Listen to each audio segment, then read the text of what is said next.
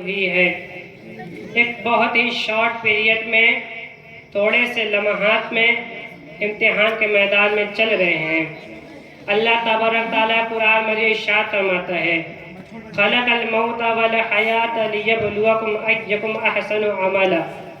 اس نے موت اور زندگی کو اس لیے پیدا کیا تاکہ تمہیں آزمایا جائے، تاکہ تمہیں پہچانے کہ تم میں سے اچھے عمل والا کون ہے۔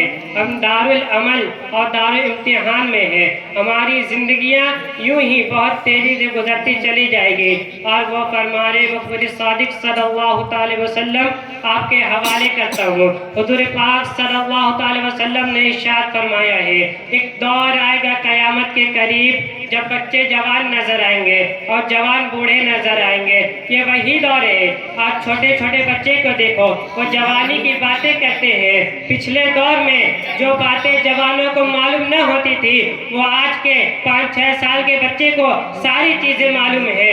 یہ مکمل موبائل آپریٹ کرنے کی تعلیم ہم سے زیادہ انہیں آتی ہے۔ یہ اس قدر جوان نظر آتے ہیں، اور جوانی میں تھک چکے ہیں، بوڑھے لگنے لگے ہیں۔ اپنے ہاتھوں اپنی جوانی کو برباد کیا، بڑھاپا ان کے چہروں پر نظر آنے لگ گیا ہے۔ یہ قیامت کے اس نشانی کے بارے میں ہے جو حضور پاک صلی اللہ علیہ وسلم نے ارشاد فرمایا تھا، وہ دور آ چکا۔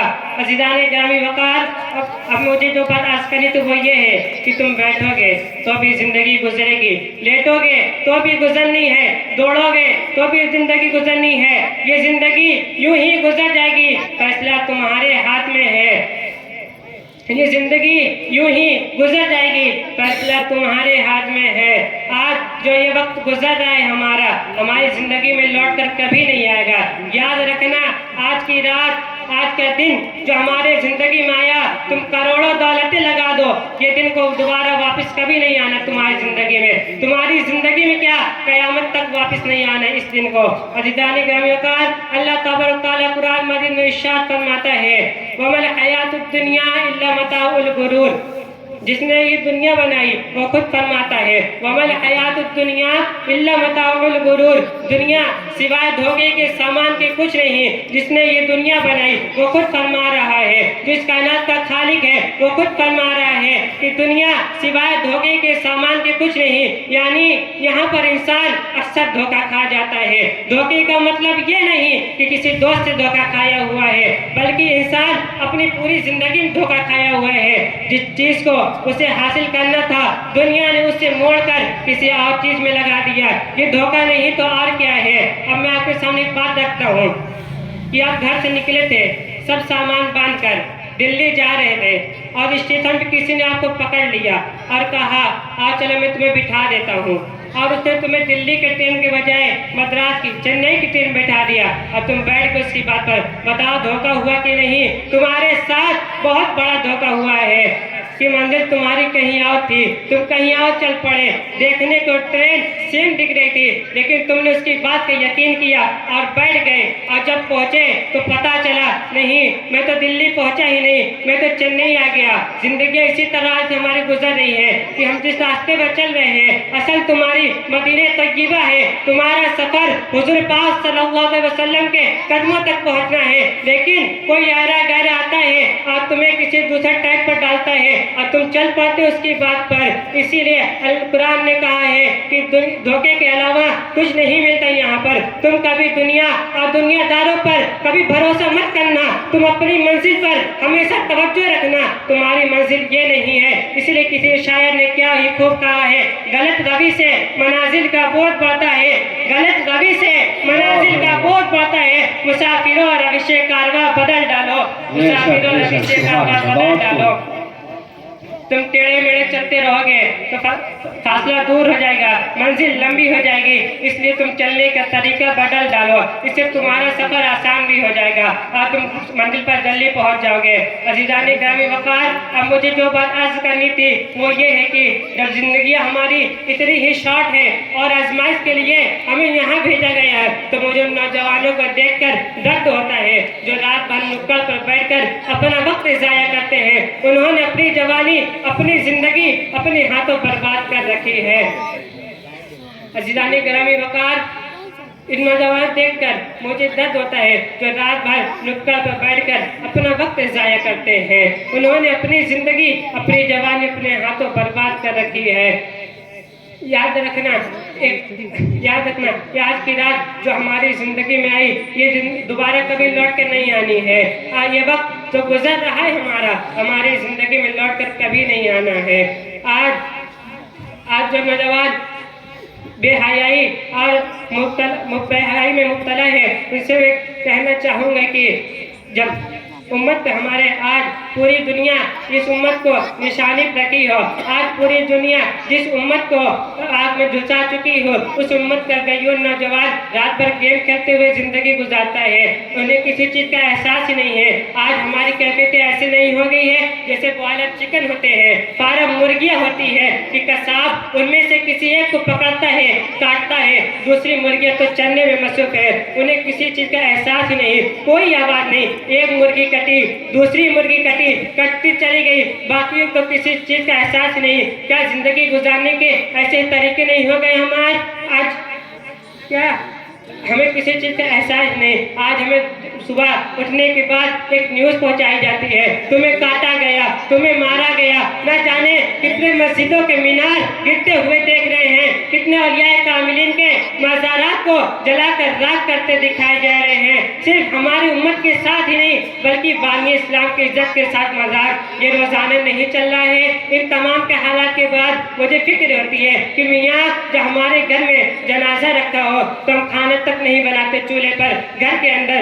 اور جب امت پر ایسے حالات گزر رہے ہوں تو مجھے افسوس ہوتا ہے کہ جس امت کو پوری دنیا میں جھلسا دی ہو اس امت کے جو نوجوان رات بھر گیم کھیلتے ہوئے زندگی گزارتا ہے. کس نے تمہیں دنیا میں ملوث کیا؟ تمہارے ہاتھ میں تاش کے پتے, تمہارے ہاتھ میں شراب کی بوتلیں, کس نے تمہیں دنیا میں ملوث کیا؟ یہ وہ قوم ہے جو کیسر و کسرا کو گھٹنے پہ لے آئی تھی. یہ وہ قوم ہے جو دریا دجلہ بھی گھوڑے دوڑا دیے تھے. یہ وہ قوم ہے جس نے افریقہ کے جنگلوں بھی اذانیں دی تھی. یہ وہ قوم ہے جس نے یورپ کی کلیساؤں میں کلمہ توحید کو بلند کیا تھا. لیکن آج اسی قوم کا حال یہ ہے کہ دنیا ہر گھڑی ہمارے اعمال کو نشانہ بنا کر ہمیں ڈیگریڈ کرتی جا رہی ہے. سمجھ جاؤ میرے عزیزو, آخر کب تک اس زندگی کا اس طرح سے چلے گا؟ عزیزان گرامی وقار, آپ حضور پاک صلی اللہ علیہ وسلم کو کیا سمجھتے ہیں؟ کیا حضور پاک صلی اللہ علیہ وسلم اپنی قبر انور میں زندہ ہے؟ الحمدللہ ہم سنیوں کا یہ عقیدہ ہے کہ حضور پاک صلی اللہ علیہ وسلم اپنی قبر انور میں زندہ ہے. لیکن یہ بات بھی سمجھ کے چلو میرے عزیزو, حضور پاک صلی اللہ علیہ وسلم نے ارشاد فرمایا تھا کہ ہر جمعرات کو میری پوری امت کے اعمال میرے سامنے پیش کیے جاتے ہیں. تم میں سے, ہم میں سے سب کے اعمال ہر جمعرات کو فرشتے لے جا کر حضور کی بارگاہ میں سناتے ہیں کہ آقا فلاں بن فلاں نے ہفتہ بھر یہ کام کیا. حضور پاک صلی اللہ علیہ وسلم ارشاد فرماتے ہیں کہ اگر برے اعمال پیش ہوتے ہیں تو مجھے غم ہوتا ہے, میں استغفار کرتا ہوں اللہ کی بارگاہ میں, اور اچھے اعمال پیش ہوتے ہیں تو شکر بجا لاتا ہوں, اس کے لیے دعائیں کرتا ہوں.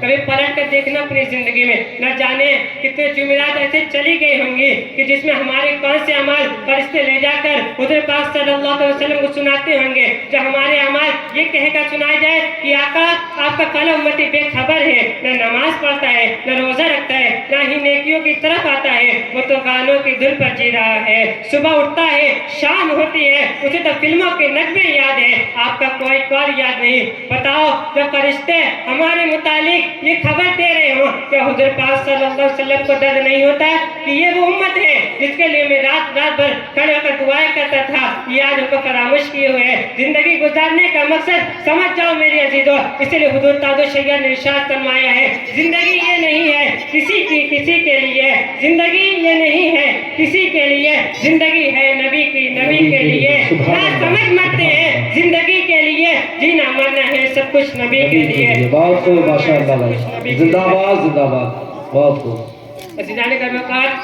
اللہ تبارک و تعالیٰ میں ارشاد فرماتا ہے قل ان کنتم تحبون اللہ فاتبعونی یحببکم اللہ. اے محبوب آپ لوگوں سے کہہ دیجئے کہ وہ اگر مجھے اپنا دوست, اگر وہ اللہ تعالیٰ کو اپنا دوست رکھنا چاہتے ہیں تو مجھ سے محبت کرے, اللہ تعالیٰ ان کو اپنا دوست رکھے گا. عزیزان گرامی, حضرت سیدنا عمر فاروق رضی اللہ تعالیٰ عنہ کا نام تو سنا ہوگا.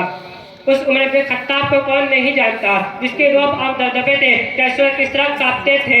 اس عمر بن خطاب کو کون نہیں جانتا تھا جس کو 22 لاکھ مربع میل پر تنہا حکومت کرتے تھے؟ لیکن جب دربار رسول میں تھے تو حضور پاک صلی اللہ علیہ وسلم ارشاد فرما رہے تھے، حضور پاک صلی اللہ علیہ وسلم قبر کے حالات بیان فرما رہے تھے کہ جب کوئی انسان مر جاتا ہے اور اس کے رشتہ دار جب دفنا کر چلے جاتے ہیں، تھوڑی دیر بعد 2 فرشتے آتے ہیں، نیلی آنکھوں والے، کالے چہرے والے، اور اس کو جھنجھوڑ کر اٹھاتے ہیں اور کہتے ہیں بتاؤ تیرا رب کون ہے، تیرا دین کیا ہے؟ اور حضور پاک صلی اللہ علیہ وسلم کی طرف دکھا کر کہتے ہیں تو ان کے بارے میں کیا کہتا تھا؟ یہ سوالات بہت سخت ہوں گے، بہت سارے لوگ قبر میں بھول جائیں گے، بہتوں کو یاد نہیں ہوگا۔ جب حضور پاک صلی اللہ علیہ وسلم یہ ارشاد فرما رہے تھے تو حضرت عمر فاروق رضی اللہ تعالیٰ عنہ سے کہا کہ اے عمر تم بتاؤ جب فرشتے تمہارے قبر میں آئیں گے تو تم کیا کرو گے؟ جب منکر نکیر تم سے سوالات کریں گے تو تم کیا کرو گے؟ یہ تو ڈر کی بات تھی، یہ تو خوف کی بات تھی، لیکن حضرت عمر فاروق رضی اللہ تعالیٰ عنہ نے کیا کہا؟ توجہ چاہوں گا میرے عزیزوں، حضرت عمر فاروق رضی اللہ تعالیٰ عنہ نے بس اتنا کہا کہ آقا آپ مجھے صرف اتنا بتا دیجئے کہ آج میں جو آپ سے محبت کرتا ہوں کیا موت کے بعد بھی میری محبت قائم رہے گی؟ تو حضور پاک صلی اللہ علیہ وسلم نے ارشاد فرمایا وہ دنیا کی محبت ہوگی جو موت کے بعد ختم ہو جائے گی، لیکن جو مجھ سے محبت کرے گا وہ حشر تک باقی رہے گی۔ تو حضرت عمر فاروق رضی اللہ تعالیٰ نے کہا وہ خوشیوں میں آ گئے، وہ وجد میں آ گئے، انہوں نے کہا آقا جب آپ کی محبت میرے ساتھ قبر میں بھی رہے گی تو مجھے خود کسی بات کا خوف نہیں، کسی بات کا ڈر نہیں، میں منکر نکیر سے خود نپٹ لوں گا۔ وہ بندہ بے خوف ہو جاتا ہے تو بازار مصطفیٰ بک جاتا ہے۔